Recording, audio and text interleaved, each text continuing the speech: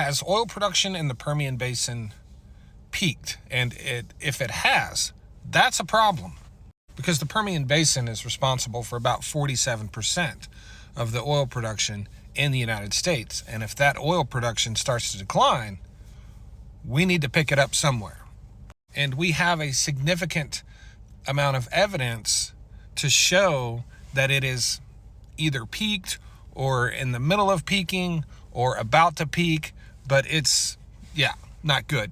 A lot of things occur when you hit peak production in an oil basin, especially like the Permian Basin. A lot of things occur. So the first thing we're going to look at here is EURs across the basin. What is an EUR? EUR is the estimated ultimate recovery of a well. So when an oil company goes to drill a well, they have an EUR. And that is the total amount of oil that they believe that that well is going to produce, like over the life of the well. This chart here shows declining EURs across the Permian Basin. Basically what that means is all the wells are going to produce less oil than they thought, right? Let's zoom in on this and I'll show it to you. So this is pretty close, but you have the orange is 2021, the black is 2022, and the red is 2023. The farther to the left, my left, that this line goes, the lower the EUR. So on a trend, this is about 18 months out. In 2021, the wells were producing more after 18 months than they were in 2022. And in 2022, they were producing more after 18 months than they were in 2023. What that means is the decline rate of the wells, how much oil they produce over time, is dropping significantly. And between 2021 and 2023, that's about a 36% decline in production in EUR. And here's basically sort of the same data on a different chart that's easier to read.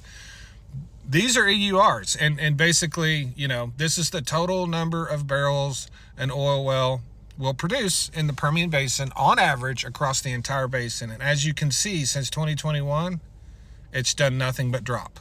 It's done nothing but drop. We look at this a little closer. The EUR of a well in 2021 was a little over 425,000 barrels. So a typical well in the Permian Basin over its life would produce 425,000 barrels. That number has dropped to just above 250. That's not good. That's not good. And I'll show you why. Because one of the biggest drivers in break-even cost for a well is its EUR. What is it going to produce? These right here are break-even prices, right? So this is 2021, $45 a barrel.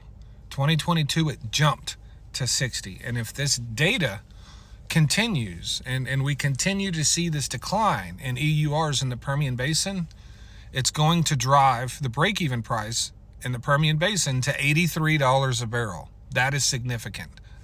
That also means we'll be drilling much less wells in the basin because the break-even's going to continue to rise. Now, I did a lot of work on this in 2019, 2018, and 2019, and this chart, graph, plot here would be almost impossible for anyone to read, but this is basically well spacing. And so what they're doing in the Permian Basin is they're spacing their wells, the horizontal sections of their wells, 300 and 400 feet apart. That is insane, right? In 2018 and 19, when I worked on this, we came to the conclusion that your well spacing should be roughly 1,500 feet. You should have roughly 1,500 feet between your wells to get optimal production so you don't have what's called scavenger. And that means you have one well pulling reserves from another well. There's no interference there if they're 1,500 feet. And the production radius, or frac envelope production radius between the wells just sort of meet each other and you pull that oil away. If they overlap, your one well is taking oil away from another well. This here was a study that Ahmed Alzabi did on the Permian Basin, on the Wolf Camp in the Permian Basin in 2021. He determined the optimal spacing was about 1,600 feet. So really close to where I came up with. Now, the spacing is also based on the frac design. How large are your fracs? So 1,500 feet could work for one frac design. 1,600 feet you may want for a larger frac design. And they are pumping larger frac designs now than they were in 2018. So the numbers I come up with is supported by Ahmed Al-Zabi. The numbers he came up with is supported by the numbers I come up with. Now this chart right here is Prudhoe Bay and production, and Prudhoe Bay has slightly less oil than the Permian now. At one time it had about the same amount, but this is what happened in Prudhoe Bay, right? Production peaked at 1.7 million barrels a day, and then this precipitous decline, right? Now this took a lot of years. If the oil reserves in Prudhoe Bay and the Permian Basin are comparable, keep in mind we peaked at 1.7 million barrels a day in Prudhoe Bay. We're at 6 million barrels a day in the Permian Basin. So if those reserves are comparable and the Permian Basin peaks with the amount of oil that we're pulling out of the basin, this decline that we would see in the Permian Basin would not take all of these years to occur. This would drop much quicker. It would come down more at this type of trajectory than this type of trajectory. Yeah. But what I will say about all of this is data that is somewhat concerning, that people need to be looking at, that especially oil and gas operators in the Permian Basin. It's not a sure bet of anything.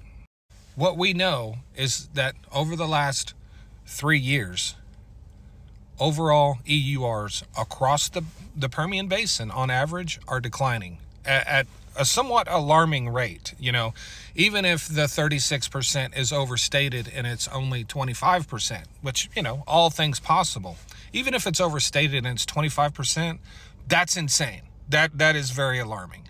So even if the numbers are off, the numbers are still alarming and insane, right?